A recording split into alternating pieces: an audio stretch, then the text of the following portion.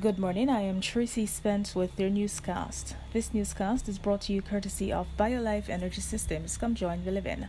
Call them at 800-875-5433. A USA Credit Repair, the key to beautiful credit. You may call them at 800-786-1330. And Cruising with the Case Handler, a show on a personal injury and immigration weekdays 8:30 a.m. on Saturdays 7 p.m. and 12 noon on Sundays. Now for the news in details.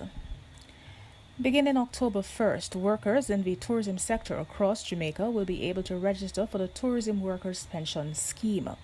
This was noted by Minister of Tourism Edmund Bartlett at the recent Jamaica Hotel and Tourist Association JHTA Online 59th Annual General Meeting. The Tourism Workers Pension Scheme is in keeping with the government's focus on creating a social security network within the sector. It is one component of a three-pronged human capital development plan for industry workers, which includes training and capacity building. The scheme is a defined contributory plan supported by legislation and will require mandatory contributions by workers and employers. It will cover all workers in the tourism sector aged 18 to 59, whether permanent, contractual, or self-employed.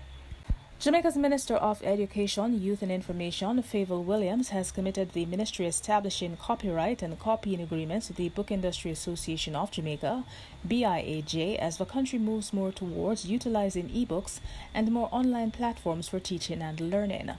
The disclosure came amid concerns raised by BIAJ's spokesperson Latoya West Blackwood at a meeting last week about the implication for members as schools move to conduct more classes online. West Blackwood said that there were concerns about copyright and downloading of material from textbooks where there were no agreement on copying printed material in schools. Williams assured the industry that the ministry will ensure that the necessary agreements on copyright and copying printed material in schools are put in place in the shortest possible time. The ministry also emphasized that she understood the need to respect intellectual property rights and said the ministry will not seek to violate those rights.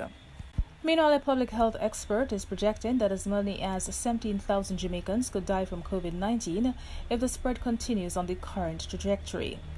Dr. Alveston Bailey, Associate Professor at the School of Public Health at the University of Technology, says with the rapid spread of the virus, it is time for a reality check for Jamaicans.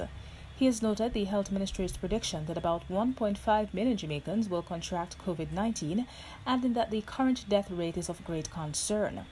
On Sunday, the Ministry of Health and Wellness reported that COVID-19 related deaths had jumped by 7 to a total of 67. At the close of yesterday, it was at 70. Confirmed cases of the infection has risen by 230 over the previous 24 hours. It added, pushing the total of COVID-19 positive cases to over 5,000. Kingston and St. Andrew accounted for most of the new cases with 116 infections. The neighboring parishes of St. Catherine recorded 34 cases. Finally, Jamaica's opposition leader, Dr. Peter Phillips, has announced a 19-member interim shadow cabinet. Dr. Phillips said the interim shadow cabinet will facilitate the effective functioning of the opposition in Parliament until the People's National Party elects a new leader.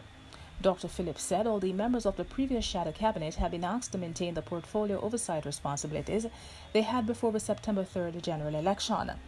The responsibilities held by opposition spokesperson who were unsuccessful in the election have been reassigned to new members of the House of Representatives and the Senate.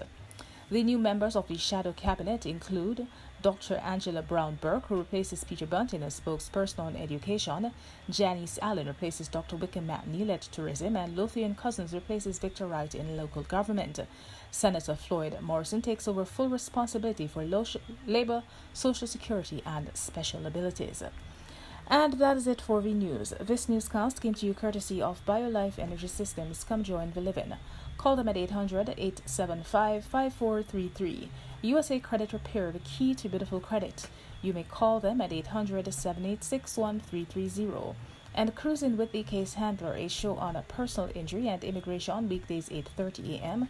on Saturdays 7 p.m. and 12 noon on Sundays.